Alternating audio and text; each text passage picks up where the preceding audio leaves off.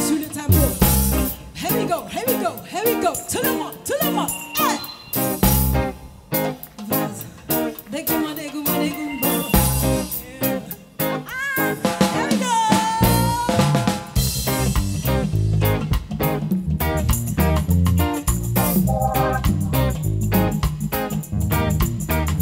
Seduna, Hona, Nimalo mi bole,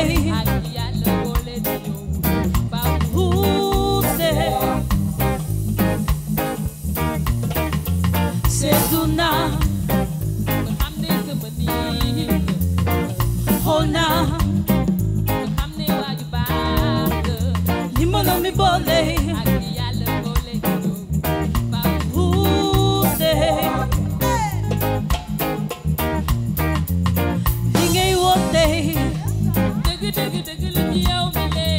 Suma xewle li ngay wote suma xewle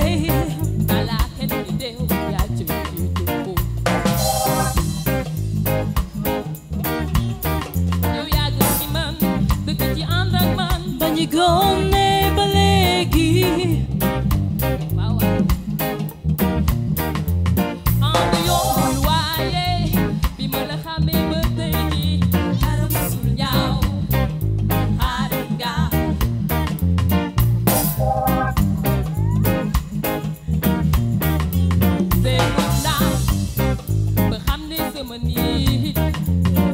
Hona, Nimalo mi bole,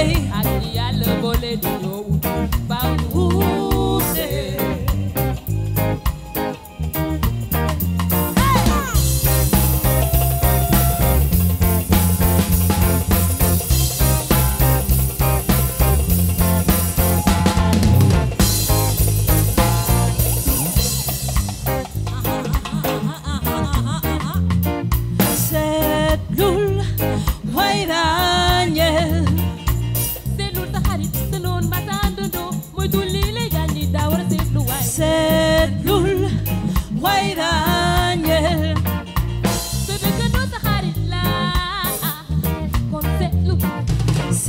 Sedlul Wairanye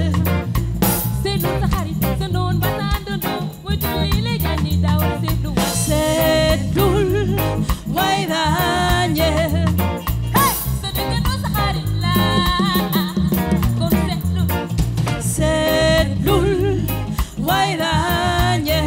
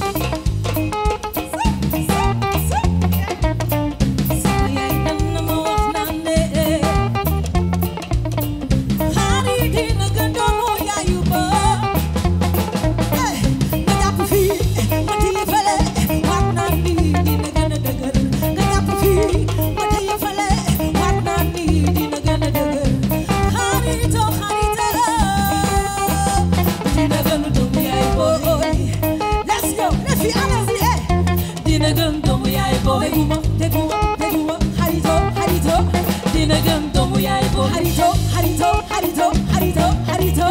dina gën doomu yaay boy Jaxati si madame no. dina gën doomu yaay boy Sa yaay mbokk na yu na mi na tangi. dina gën doomu yaay boy Kooku sama ngeen lay doone. dina gën doomu yaay boy Satu maamu papa ma ngi nii ne.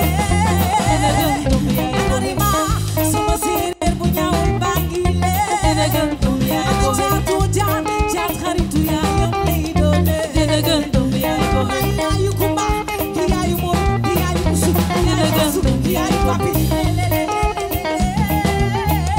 dina gën doomu yaay boy Tegere tegere. dina gën doomu yaay boy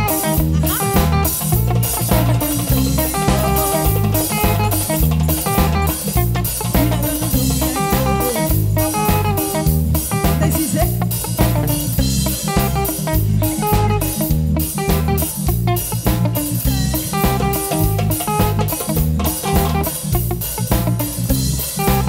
On applaudit mesdames et messieurs, on tape très fort. Ndey Cissé.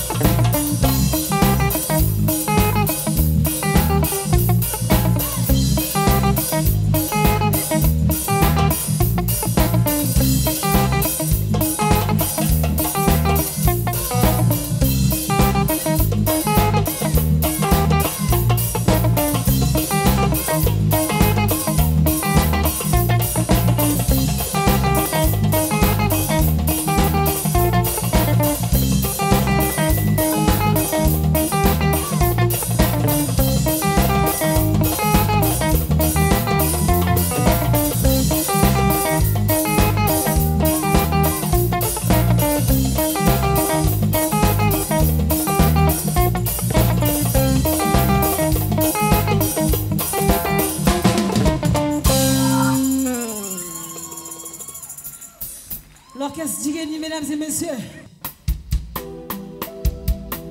On est bien au Sénégal. On est bien au Sénégal, non? Eh, c'est le Sénégal qui accueille les WOP d'Afrique.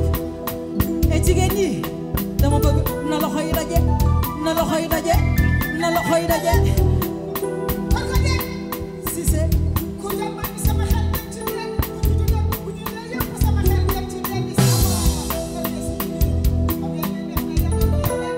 Yàlla ñu yàlla yi baal Cissé.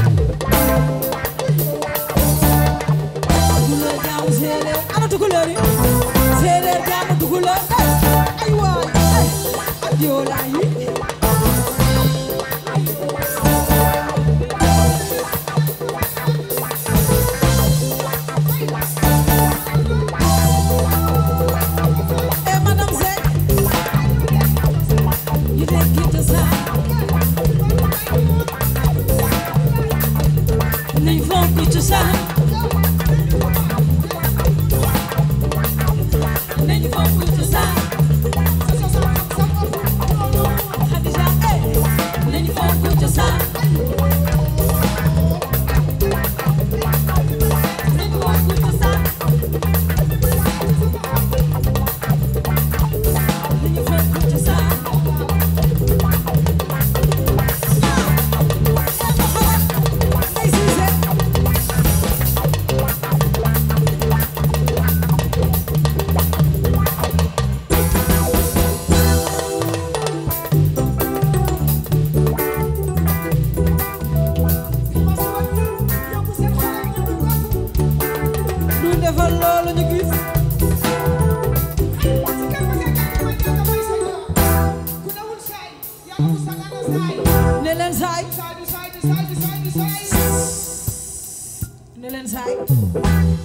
du boo déggul saay buñ dem saay nga ni ko Ndeye Cissé ku sa xol bi loxo ca kaw sa loxo ca kaw ok si jigéen yaay góor baax na jigéen baax ma ne góor baax na jigéen baax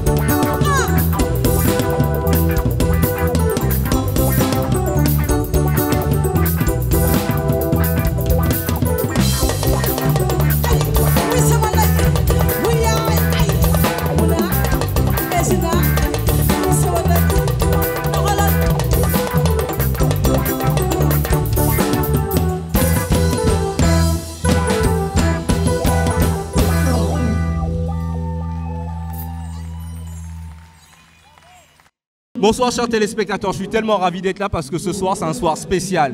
Aujourd'hui nous sommes au Grand Théâtre National Doudou Ndiaye Rose, justement à Dakar, pour célébrer la musique avec différentes voix, de différentes nationalités. C'est important comme ça de partager avec l'ensemble de l'humanité cette expression musicale parce que c'est comme on dit, le partage c'est ce qui soigne l'homme. Alors je suis avec l'orchestre Jigeni. Bonsoir, franchement bonsoir. Bonsoir Naturel. Alors pour ceux qui ne connaissent pas trop l'orchestre Jigeni est un groupe composé que des femmes avec Evora, Aïssatou, Rema, Ndeye Cissé, Radi, Korka. Alors comment ça va déjà ce soir? Ça va, ça se passe très bien. Tout à l'heure on était sur scène pour présenter quelques titres de l'album. D'accord. Voilà, et ça s'est bien passé. Cette résidence artistique, en fait, comment l'aventure a commencé? En fait, il y a eu une collaboration très facilement avec les Hopes d'Afrique et leur manager, producteur, etc., avec Freddy Massamba et Latir, depuis le Massa. Donc, du coup, ils ont prévu de faire cette résidence avec nous, avec l'orchestre Jigeni. On est là au Grand Théâtre et ça s'est bien passé. On a échangé, on a créé des morceaux, on a joué aussi leurs morceaux. Et tout à l'heure, nous allons échanger sur scène avec eux, certains de leurs titres et aussi quelque chose qu'on a fait. Bon, ça c'est une surprise là, quoi, tu vois. Pour les filles du showcase qui étaient là hier et ils ont fait une bonne prestation. Voilà, nous sommes là pour ça. Alors qu'est-ce que ça vous fait déjà de recevoir différentes nationalités, différentes voix, différentes expressions musicales? Ça nous fait un grand plaisir, comme je dis à chaque fois, parce que vraiment les Hopes d'Afrique sont regroupés de très belles femmes avec des très belles voix, avec l'orchestre Jigeni. Je confirme, très belle femme. Oui, merci. Comme en fait vous l'avez dit, l'orchestre Jigeni est composé de Korka, qui est lead vocal et tous. Et il y a Ndeye Cissé, Evora, Rema et Aïssatou et moi. Donc ça s'est fait à Abidjan. Et aujourd'hui, elles sont venues ici à Dakar. Donc c'est un réel plaisir déjà d'échange musical et d'ethnie en fait. Donc on a découvert aujourd'hui le rythme du Tchad, le rythme du Niger et vraiment cet échange musical nous a vraiment carrément ouvert en fait dans d'autres esprits, d'autres mélodies, d'autres créativités comme je dis avec notre directeur artistique Freddy Massamba. Qu'est-ce que vous avez appris de plus? Parce que l'échange, c'est le partage. Ce sont les différentes sonorités ethniques. Vraiment, comme je dis, parce que comme Matibé qui vient du Tchad, leur culture n'est pas trop loin comme nous, les Djola. Et vraiment, on a fait l'échange, les Nigériennes aussi, la Nigérienne, Jérémy. Et vraiment, donc, comme je dis, en fait, côté musique, vraiment, ça nous a carrément ouvert, ça nous a permis vraiment de transmettre, nous aussi, notre culture qu'on a aussi, que c'est l'Ambala. Donc, comme Korka, mais toujours le show avec des Cissé. Et vraiment, cette fusion musicale, en fait. Quel est ton ressenti par rapport à tout ça? Le ressenti que j'ai eu, c'est un immense plaisir tout d'abord parce que le boulot n'a pas commencé ici, c'est depuis l'Abidjan, pour le Massa. Et ça continue, ça progresse depuis jusqu'ici avec les filles qui ont bien travaillé. Et l'impression que j'ai eue, c'est un immense plaisir de partager la scène avec eux. Et particulièrement, qu'est-ce que tu as capté, qu'est-ce que tu as reçu de plus à ce que tu faisais déjà? Écoute, moi, par rapport aux chanteuses, j'en ai connu une ou deux. Et j'ai eu à les rencontrer avant ici et avant qu'elles ne commencent à les whoop. Vraiment pour moi, la plus grosse surprise était avec Mati. J'étais avec Mati et elle m'a beaucoup impressionné avec les petites techniques. Il y a eu Tirane, il y a eu la Tchadienne aussi, donc tout le monde était là. Donc c'était un immense plaisir pour moi. Bon, moi je trouve que c'est magnifique. Le fait de partager des cultures, c'est magnifique. Et ça nous donne beaucoup d'expérience. Et parce que le fait de partager les cultures, c'est très important. La musique n'a pas de frontières. Et maintenant, on vient de voir vraiment que la musique n'a pas de frontières. Parce que c'est toujours pour nous une très belle expérience. Il y a déjà Freddy Massamba qui est là, qui nous a beaucoup coaché par rapport à ça. Et il y a beaucoup de styles de musique que j'ai découvert encore. Pas trop rigoureux, non? Quand même. Non, c'est un ange. Hein? Et de passage, on salue Vébi aussi. Vraiment, c'est une magnifique femme. Et vraiment, il nous a beaucoup coaché par rapport à ça. Et il y a beaucoup de styles qu'on a appris aussi. Et c'est toujours, comme je dis, l'expérience ne suffit pas. Donc, nos portes sont toujours ouvertes. Et ce sera toujours un honneur d'être là. On s'est beaucoup amusé avec les filles, franchement, parce que on a fait du beau, un travail vraiment qu'on va présenter tout à l'heure, et vraiment avec joie et harmonie. On l'a fait, on s'est lié quelque chose qui est vraiment fort et vraiment ça va continuer, ça c'est sûr. Et on compte beaucoup sur le soutien de tout le monde et vraiment ça va passer, Inch'Allah. Merci. Dernier mot, vraiment très heureuse, toujours comme je dis, très honorée. Et que je dis, c'est ça l'Afrique en fait, c'est ça cette rencontre, c'est ça cette fusion. Et ça ne fait que commencer avec les plus belles voix d'Afrique, comme on dit. Moi je dirais merci et merci beaucoup à toutes nos familles qui nous supportent beaucoup. Et dire aussi qu'il y a un livre qui va bientôt sortir et que tout le monde l'attend.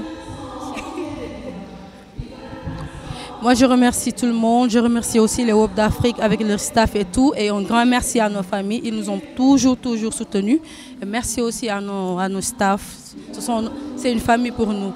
Et c'est un immense plaisir quand même de partager ces bels moments avec les WOP d'Afrique. C'était extraordinaire. Donc là, on ne peut rien dire, mais le travail continue toujours. Il y aura toujours des surprises qui vont venir. Merci. Bégué Beauté, merci beaucoup. Bégué Beauté, content de continuer. Merci chers téléspectateurs, on était avec l'orchestre Djigeni, c'est toujours un plaisir comme ça d'être parmi elles.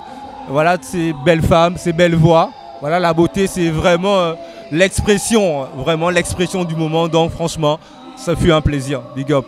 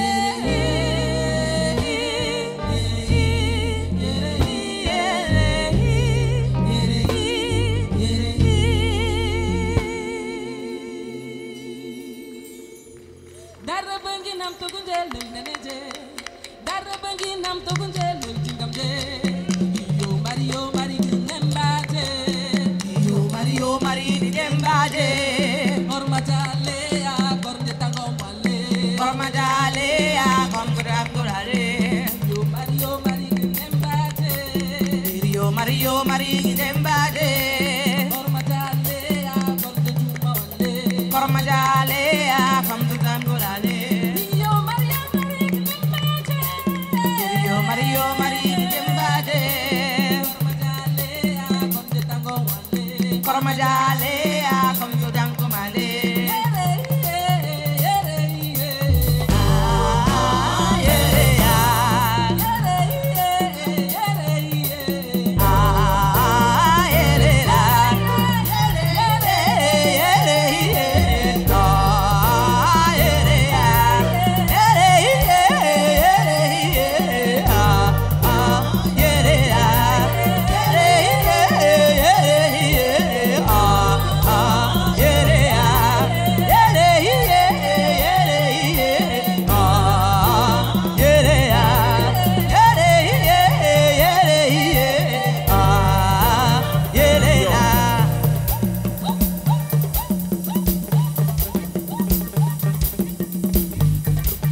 Yo, cheche,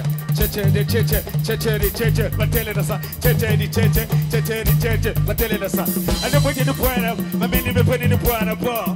Can't the wish the my man in the point of bar. My man never quit it, but never quit it. See my machine to walk, teach to walk, can't do what my man anymore. The pension quite so, she might have been on my man anymore. My man never quit anymore. People that is on my sensible, my we never quit there. See man, it's a break up when you put an answer. My man to the never Puka kwendele ntima ka luiti di go e vanda ka kwendele machino ka chichi di ka vanda ka kwendele flooding is it get it my men my belly the belly baba final mambo di bwedi di ba kangana johnson no galawa manika babinga baba kabasa chika na chika bako tisa abakara chingiri chokara chuka yo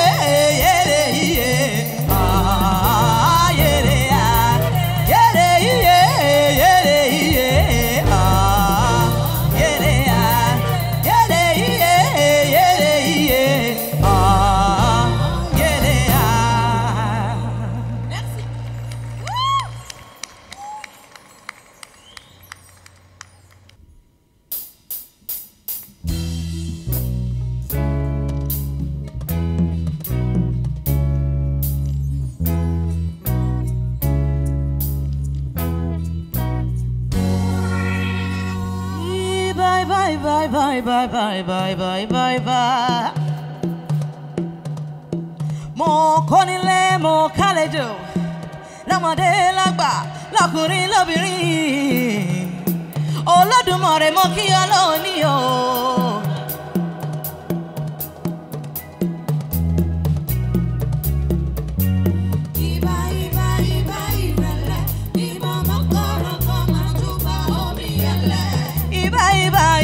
Irele, bimmo makaro ko majuba mi ale.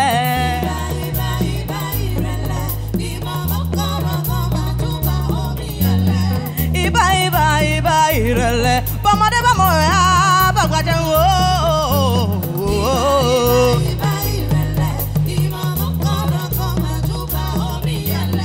Iba irele, be kolo pajuba ile ile alanu fun o.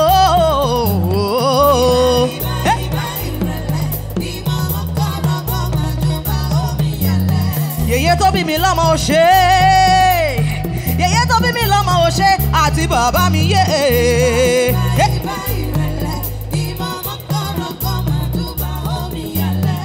Ẹ̀yin aṣíwájú, ẹ̀yin tó ti ṣe kémi tó bẹ̀rẹ̀. Mo mọ̀ kí yín lónìí o.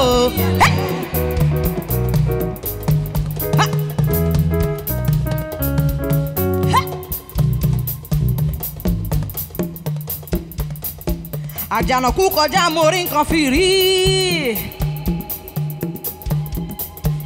Bàbá rẹ̀ rìn kápá rẹ̀ rìn. Ṣebí wọ́n ní àgbà ibẹ̀ lọ́jà orí ọmọ tuntun wọ́.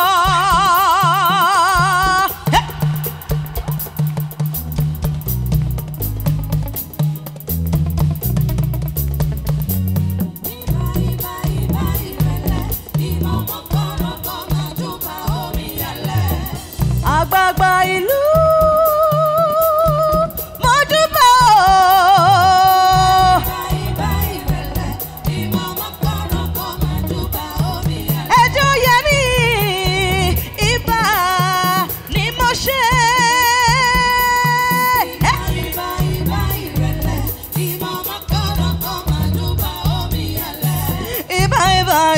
irele Bimo makaro koma juba omi ale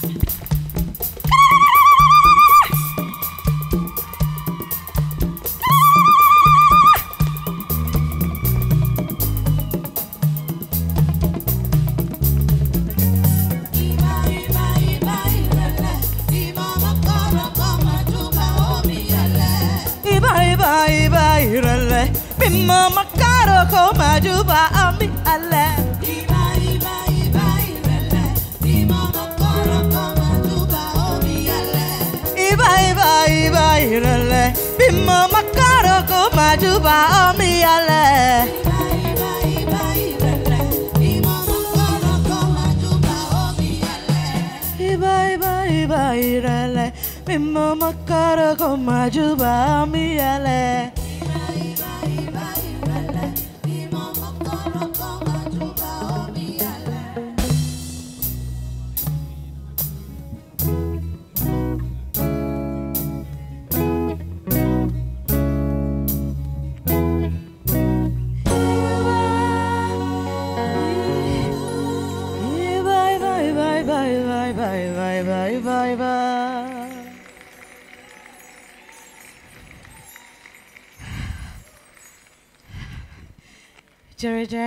Dakar. Alors moi c'est Koudi Fagbemi, chanteuse percussionniste béninoise. Alors déjà, explique-moi un peu comment l'aventure pour toi commence. Ben, ça a démarré autour d'une table à Bruxelles. Ah, cool. En 2019. D'accord. Et ça a pris corps en 2020. On a contacté les autres amis qui nous ont rejoints dans l'aventure.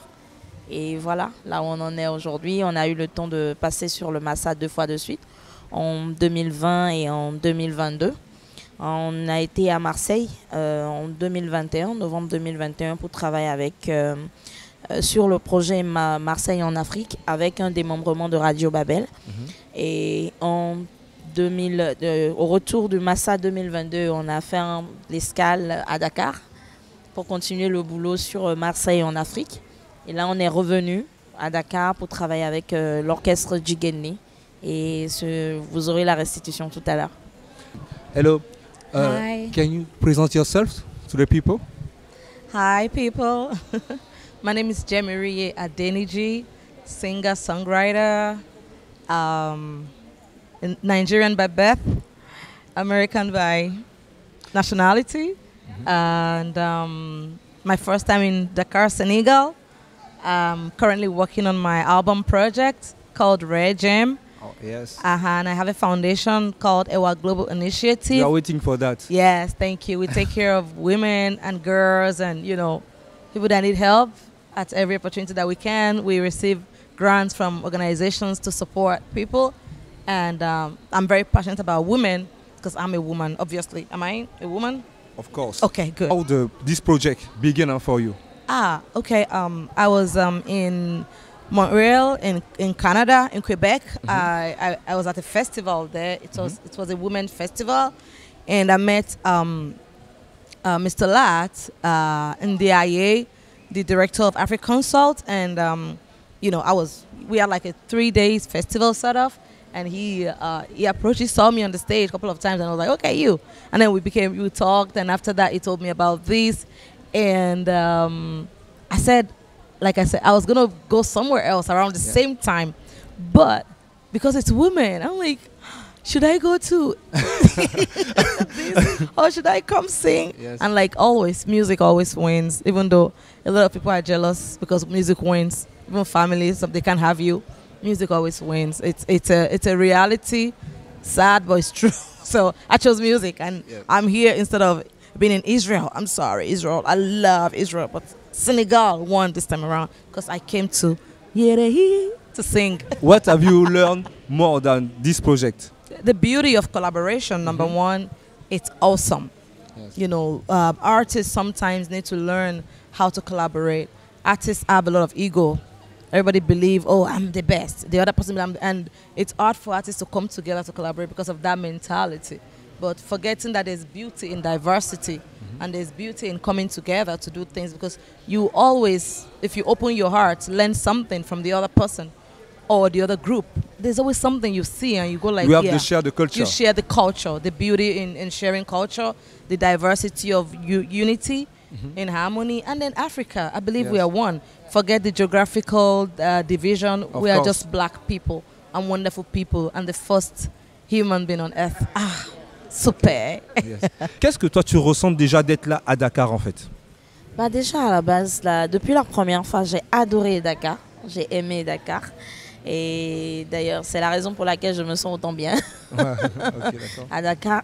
Mais particulièrement, j'aime comment dire, cette culture de la tradition et de l'union à Dakar, où on est tout le temps ensemble, on fait tout ensemble. Franchement, c'est pas donné à tout le monde. Et moi, particulièrement, déjà, j'ai constaté ça dans tous les pays du Sahel dans lesquels j'ai été. Mais ici, ça m'a plus frappé. Et à propos de cette résidence justement artistique, cette expérience, qu'est-ce que tu as appris de plus? Qu'est-ce que tu as appris de plus? Alors, je dis souvent un truc à mes étudiants, parce que je suis coach en technique vocale. Ah, d'accord. Donc, je dis souvent un truc à mes étudiants. J'ai eu de la chance de tomber sur toi alors. C'est que l'enseignement, c'est toujours un terrain de donner et de recevoir. Il n'y a pas de, oui, le maître a dit et puis après on enseigne. Non, il n'y a pas de ça, mais c'est toujours un terrain de donner et de recevoir. Donc, même le plus petit, le bébé qui naît aujourd'hui, peut nous apporter quelque chose. Il peut nous apprendre quelque chose. Moi, j'ai eu à découvrir des exercices de voix à travers les sons d'un bébé, les cris d'un bébé. Ah. Bien sûr. Donc, à force de chercher, on finit toujours par trouver des trucs comme ça. Donc, du coup, on apprend toujours. Et moi, ça m'a permis d'enrichir mon vocabulaire vocal, mon vocabulaire musical. Et on finit jamais d'apprendre de toutes les façons. And you, about you? What have you learned? What have I learned from this experience? This experience, number one, I've eaten a lot of food. Okay, yes. Chebu That's also the culture. Chebu jam, chebu yes. yam, Okay. DB. Ay. I've drank a lot of bissap, ginger, baobab drink. You will do the same at home? I will miss this one. This is original. Ah, okay. Authentic. Okay. Authentic. Yes. It's the best. It's the best. So I learned a lot about the food, the people, and then the dressing. I love the way they wrap their hair. It's beautiful. It's different. You know, Nigeria, we have Gele, the Yoruba, but the way they do theirs is very unique. And then the women, always elegant. Yes. I mean, even you see a normal woman that is just on the street, elegantly dressed. Like, like fully dressed, like Kudi going on stage. This is how they dress every day. And we were in sneakers and jeans, but they dress like they are going to party all the time. So I learned that, like, the African woman carries herself with style. When she's not on the street walking, she's every day beautiful and strong. And, When I saw you on this experience, I think the women want to take the power. Because now is the new generation, the new mentality. Yeah. We are the power. That is interesting. Yes. We are the power. We have the power. We don't need. Well, we are the power, and we have some You won't powers. just expand more your power. Just like that. Like you said, we have the power. Oh, sorry. We have the power. We don't use it enough because the society tells us to suppress ourselves, exactly, so that we can fit in. Like, oh, if you behave like this, no man will marry you. From when you're a child, when you wake up, sweep, clean, it's very good. Who is training the boys to also do that, so that when you marry a woman that is career oriented, you can work as partners, exactly, and not just, oh, madam, sit down and just clean and cook. What happens to my We are career? not in this stage. What happens to, you know what I mean? So that's why the African woman, these days, we are waking up to the call of who we really are. And now, when we are observing the society, now the mentality is changing. Yes. Yes. It's changing. Because before the woman, when the woman take the microphone, the people say, "Oh, that woman, that woman." But now, exactly. your about your sentiment, you see the evolution about the mentality. Yes, but the first thing is we are women, and we need to prove to them that we are not ready to leave them. Just to say, sit down there, don't do and this. No, we need to prove to them that we can do everything man can do. We can go ahead to choose what we want, to do what we want, to go ahead, to be up in our life. Just like that. And when we will continue like that, then we accept it, but they don't have any reason to say no. Do you think one day the real equality, the we men... started before. We started. Yes. And you... For me, I quite agreed with Kudi. At the same time, we're not trying to take over the responsibilities of men. We're not. We're not competing. We just want support. We want partnership. We want you all to see us, like see me for who I am too. Don't see me for the general image of the woman you have in your head. Like a woman should be this, no, a woman can be anything she wants to be. Not just a woman should be X, Y, Z. And a woman can be whatever she also wants to be. A woman can woman power. We're not taking the power from men. We still want the men to lead. But please, while you're leading, consider your woman. And if the woman has more wisdom to take decisions sometimes, trust her. Allow her also make decisions. Don't say, oh, sit down, stand up. She's not your zombie, and she's not your slave either. Gone are those days. She's not your slave, she's not your slavery. She's your helpmate. If you make her happy, she will make your life sweet. If you make a woman happy, she will make your life sweet. You see, when you give a woman love, she gives you a baby. When you give a woman a house, she gives you when you give a woman a house, she gives you a home. When you give a woman a child, she nurtures that child for you. So you see, when you support, the woman will make sure your life is easier and sweeter. So all we need is the support, the love. We're not trying, don't be intimidated. A woman can be strong, doesn't mean she want to fight you. No, it's just she needs some support. She needs to know that you also see her.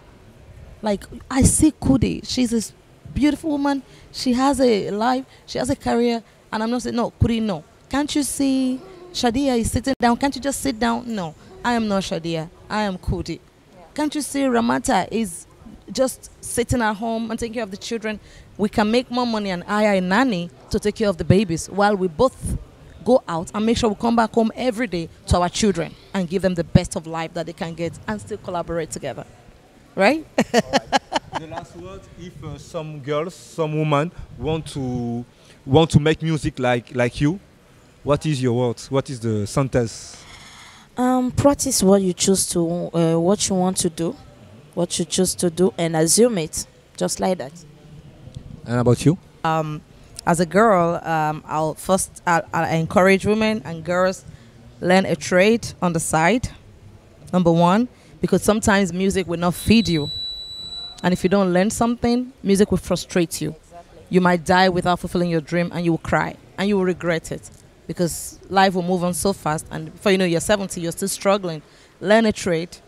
And very importantly, also, if you cannot learn a trade, go to school. If you go to school, your mind will be redefined. Your body, your soul, you will know what to do. And if music is not working, you have a plan B. Because there's 10 million musicians all over the world. So if you go to school, it stands you out. So if you cannot go to school, you don't have the money, the help, learn a trade.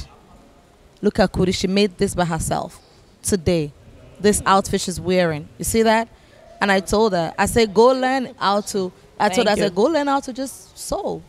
That's your money right there. And then with the face and the brand Kudi, then you sell your outfit. Yeah. You don't need only music. You already have your music.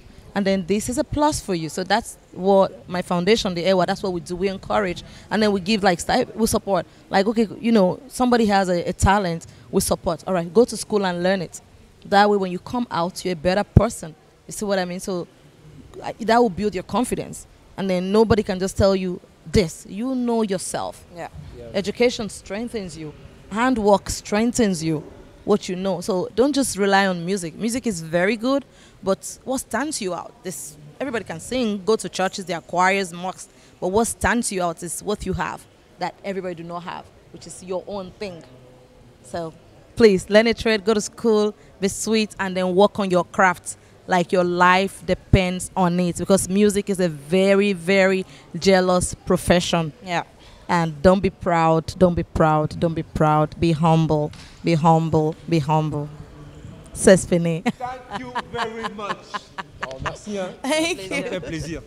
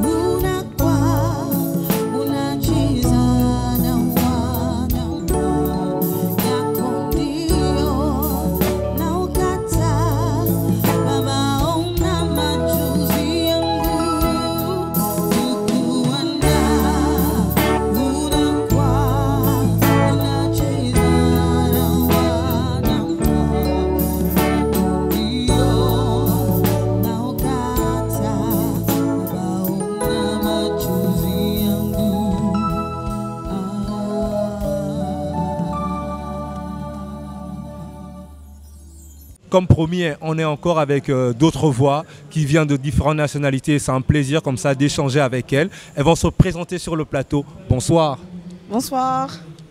Je m'appelle Tirane Mondeni. Je suis artiste, chanteuse, auteure, compositeur ivoirienne et membre des WOP d'Afrique. Salut, moi c'est Matibé Geneviève. Je suis artiste musicienne tchadienne et je fais partie des WOP d'Afrique. Déjà, qu'est-ce que ça vous fait d'être là, ici à Dakar? Ça fait plaisir déjà, c'est clair que ça fait plaisir avec tout ce qu'on a mangé, tout ce qu'on a découvert. Tout le monde nous parle de la nourriture seulement. Hein.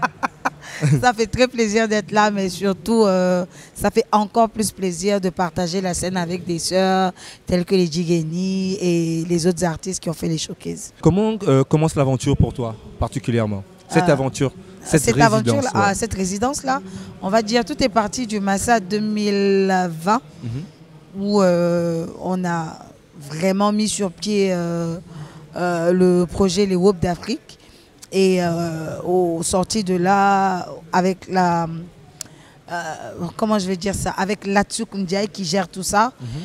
Il nous a, on va dire, on a rencontré les Djigeni, mais vraiment, ça s'est fait tellement naturellement que c'était presque une évidence, en fait, de faire cette résidence avec elle. Parce qu'on avait la même énergie, les mêmes vibes, et puis voilà, ça s'est fait tellement naturellement, je ne peux même pas poser des mots dessus. Bon, comme l'a dit Tirane, là, c'est arrivé, hein. Peut-être c'était écrit quelque part que ça allait se passer, donc voilà, nous aussi on y croit qu'on allait rencontrer des grandes voix, des grandes dames, un groupe voilà, ordinaire, sorti de l'ordinaire, en tant que voilà, groupe composé des femmes qui jouent la guitare, les batteries, l'orchestration, rien que des dames. Et nous, avec la voix, voilà, c'était quelque chose, c'était du waouh. Donc voilà, c'est tout naturel. Qu'est-ce que vous avez appris de plus en fait dans cette résidence? Déjà, il faut savoir que les WOP d'Afrique, c'est 4 femmes qui ont déjà des carrières, donc qui sont des chanteuses lead. Et c'est très difficile pour des chanteuses lead de se mettre en chœur et de chanter en chœur. D'accord. Donc c'est tout là le challenge en fait de ce projet-là. Et avec l'aide de Freddy Massamba, on a réussi à se mélanger. Je confirme, j'ai vu tout à l'heure sur scène. Je confirme, hein. Chers téléspectateurs, je confirme. C'était un peu ça le challenge et on va dire c'est le plus que ça nous a apporté. Aujourd'hui, on sait écouter les autres. Quand quelqu'un chante à côté de toi, tu l'écoutes et puis tu essaies de l'accompagner. Tu chantes avec des personnes. C'est super important parce que quand on est lead, on est devant, on dirige tout. C'est carrément autre chose. C'est carrément autre chose. La même impression? Oui, tout à fait, même impression. Et pour nous, c'est une école. Dans l'art, on apprend toujours, chaque jour, c'est une école. Donc voilà, d'apprendre des uns et des autres. Moi, je viens du Tchad, j'apprends de la culture mandingue, j'apprends du Yoruba, j'apprends un peu voilà, de la culture de l'autre, chanter dans une autre langue. Et vraiment, voilà, c'est ça le challenge. Une petite anecdote? L'anecdote, c'est qu'à chaque fois qu'on apprend les chansons, on a cette difficulté-là de pouvoir articuler et on se retrouve et on se rend compte que quand un mot dit telle chose en Côte d'Ivoire, chez moi ça dit autre chose. Donc les sens sont différents et c'est marrant quand même que quand on dit un mot chez moi, ça veut dire quelque chose de bizarre, alors que là-bas c'est un autre truc. Elle est super forte dans déformer les paroles de mes chansons spécialement. Voilà, donc pour nous, on s'amuse beaucoup, on rigole en plus. Et puis après, quand on se met dans le travail, on est à fond dans le travail. Et pour nous, voilà, c'est une belle expérience en tant que des chanteurs de pouvoir faire ce travail-là qui nous permet à nous, individuellement, lorsqu'on repart dans nos carrières solo, de mettre en pratique et puis voilà, de pouvoir avancer. En tant que femme, tu observes que les mentalités changent en Afrique parce que dans les années 90, pour nous qui avons un peu vécu par là, lorsqu'une femme dit à ses parents que j'ai envie de faire la musique, c'est marcher sur un fil. Ouais, je pense que ça a changé avec le temps et de nos jours, on a cette chance-là quand même que les parents ont compris, la société a compris et puis ils essayent de nous accompagner même s'il y a encore quelques personnes qui sont encore réticentes, qui ne donnent pas cette place-là à la femme. Mais je pense que la femme, elle a beaucoup à donner, donc on doit lui donner la place qu'il faut pour faire sa part, de pouvoir utiliser ce canal que nous avons en tant que musicienne, de pouvoir passer le message à toutes les femmes, aux hommes, de traiter des sujets sensibles sur les violences faites aux femmes, les sujets qui touchent vraiment la femme. Donc voilà, c'est nous le canot. Donc d'arrêter de nous opprimer ou bien de nous mettre au second rang. Mais pour moi, les années-ci, les femmes artistes prennent de la place. Elles sont toujours au devant de la scène, on prend de la place et je tire un chapeau à toutes les femmes qui se battent pour pouvoir se dire que nous aussi nous sommes là, nous méritons la place qu'il nous faut. Ton impression face à cela? Pareil, hein, parce que moi je suis issue d'une famille musulmane, donc ça a été très compliqué les débuts. Mais le truc c'est que quand on est artiste, on est un esprit libre. Et quand on est esprit libre, je pense qu'il n'y a rien, on n'a pas de limite. On n'a pas de limite dans ce sens où quand on a envie de quelque chose, on s'impose. On s'impose. Et ils n'ont pas on arrache la liberté. C'est ça, ils n'ont pas d'autre choix que d'accepter. Donc finalement, ils acceptent, ils adhèrent, mais ils n'ont pas le choix. Donc ça a été difficile, mais bon, ils ont fini par accepter. Maintenant, ce sont mes premiers fans. Très fier. J'aimerais savoir, lorsque j'observe plusieurs nationalités qui se rencontrent autour d'un projet, est-ce que tu crois réellement, en dehors des barrières politiques, une véritable unification de l'Afrique? Ah, bien sûr, mais à tous les niveaux, quoi. Parce que déjà, comme elle a dit tantôt, on apprend des autres, de la culture des autres, de la langue des autres, du dialecte des autres, et c'est très enrichissant à tous les niveaux. Et en plus, je pense que la musique, c'est un partage, c'est tout d'abord un partage. C'est tout d'abord un partage. Quand tu fais de la musique et que tu arrives à transmettre des émotions à tierce personne, pour moi, ça veut dire qu'on a, ok, d'accord. qu'on a atteint les sommets. Merci, allez. Merci, ok, merci. À tout à l'heure.